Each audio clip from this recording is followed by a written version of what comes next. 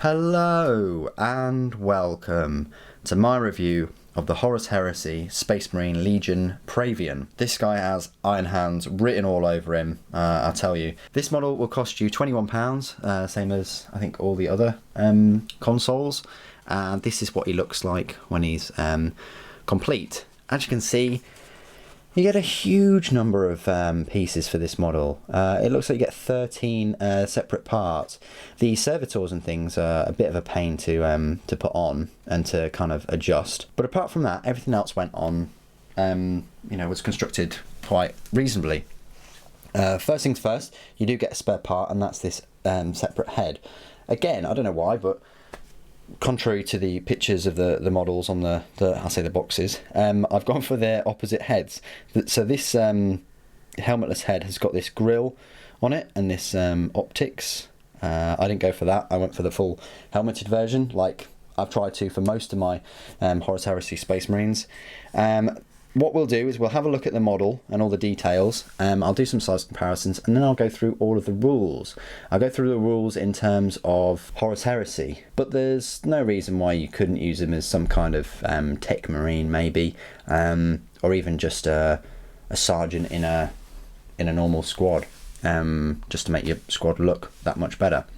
Okay, so model, as I say, bit tricky. This wire was okay, but this one, this dangly wire, on the picture you'll see that it's kind of straight up as opposed to rounded. Now, you can mess about with the hairdryer and sort of straighten it up, but I think that's pretty cool, just like that, like snaking servitor attached to the head, attached to this cabling. I do like what they've done with the attachments though. They've made it much easier to glue kind of servitor heads on, and I hope they continue that in the future with these double bundle pipes cabling.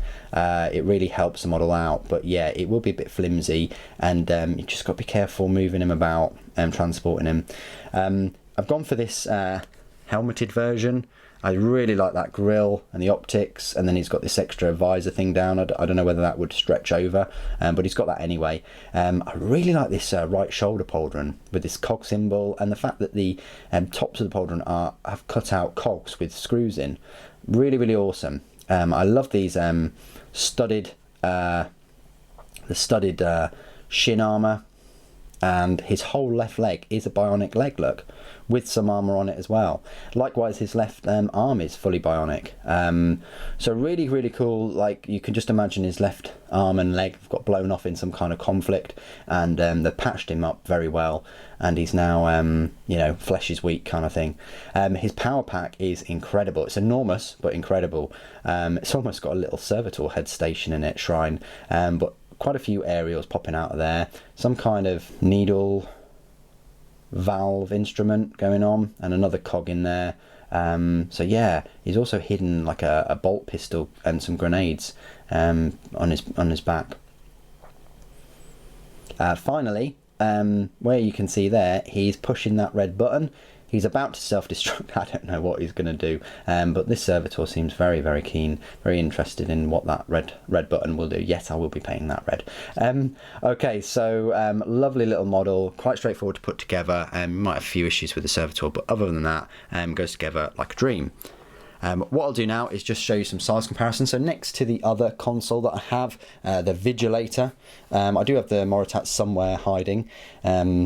Quite ironic that I could find the Vigilator though. But as you can see, definitely the Praevian has a bit more presence, both height-wise, the power pack and the servitors. Much more of like a, I say, bigger kind of model. Same size base though, 32mm, but the Vigilator does get a bit of a scenic base going on. Next to a couple of other Imperial models, so next to a normal sort of Space Marine from the Heroes set, you can see there, he's a little bit taller than a normal Space Marine, just a tad, but then again his posture is more upright, and his power pack, like I say, is huge. Next to an Intercessor, sort of 10,000 years into the future, this is what Space Marines will become, and yeah, the Intercessor is bigger, but overall the model is bigger for the Praevian, and has got more presence, I think, with that, legs apart kind of pose. Next to Sanguinius, just because I can. Again, Sanguinius has taken them all under his wing. And yeah, much bigger model, but then again, he's, you know, quadruple the price. Hope that size comparison helps. So this is my part of the review where I will go through all of his rules. You'll find them in your Horus Heresy, Legion Astartes, Age of Darkness Army List book that came out 2.5 years ago or so.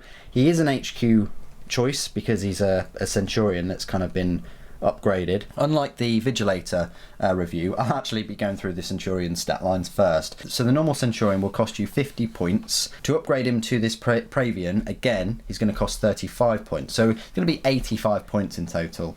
His stat line reads: Weapon Skill 5, Ballistic Skill 5, Strength 4, Toughness 4, Initiative 5, 3 attacks, Leadership 9, and a save of 3+. So the Praevian console, I won't read you the whole paragraph because it's quite long, but basically these consoles march at the forefront of the inducted maniples. They're solitary individuals and they keep to the company of their iron brothers. Some legions use this rank as a dumping ground for those deemed unfit for other duties, while others, such as the Iron Hands, hence this guy, and Salamanders, consider an honour to serve with such unique avatars of the machine cult's craft. So basically it's the keeper of the legion's bound automata.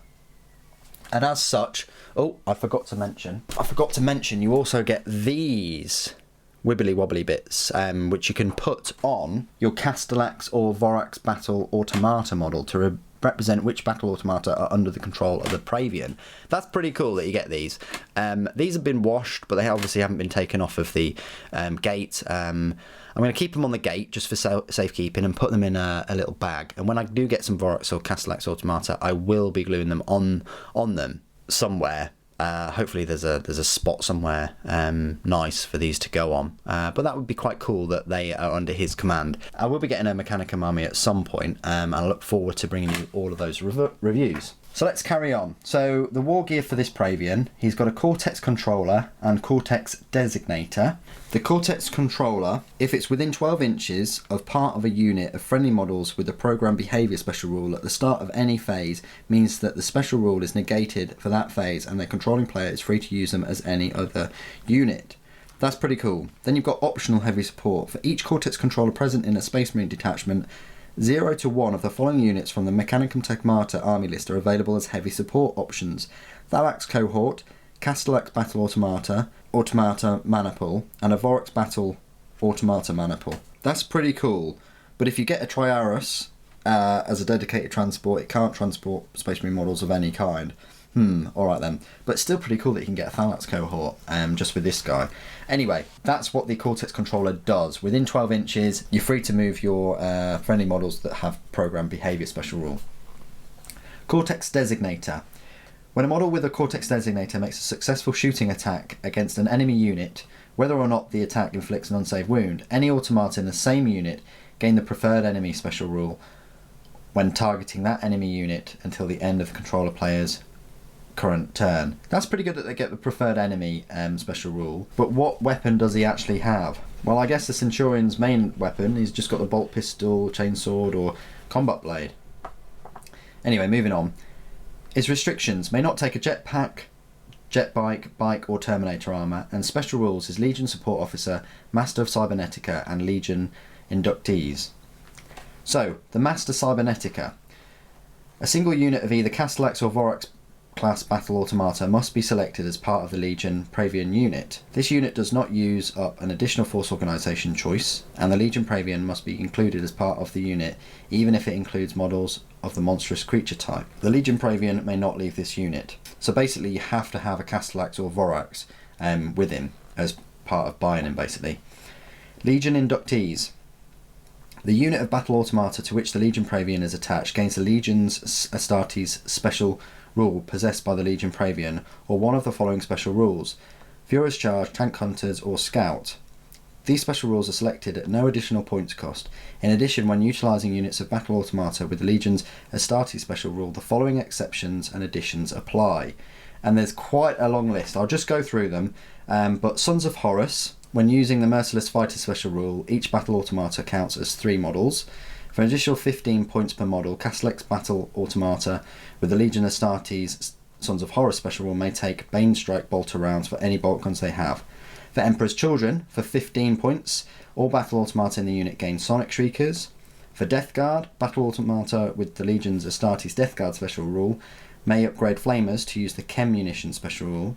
Night Lords, for the purposes of the Nostraman Blood special rule, each battle automata counts as 3 models.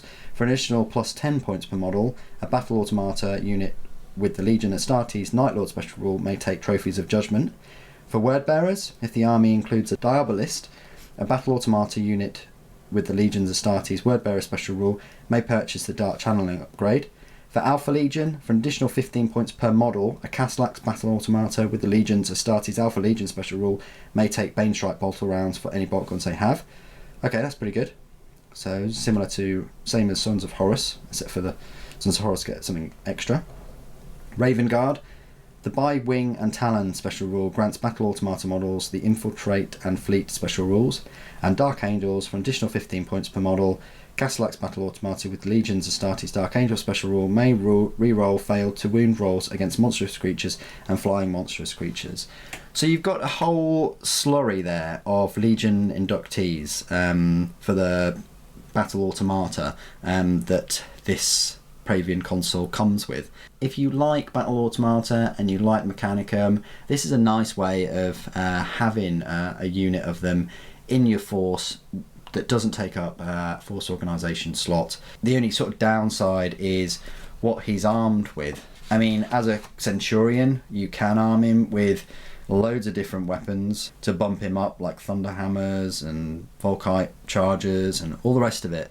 The model itself, though, looks like he's only armed with a bolt pistol. But still, really cool model. He's definitely going to go well if I do opt to take a load of battle automata. But I'm interested to see what you guys think. Do you use him in your Iron Hands army? Do you use him as another model in 40k 8th edition?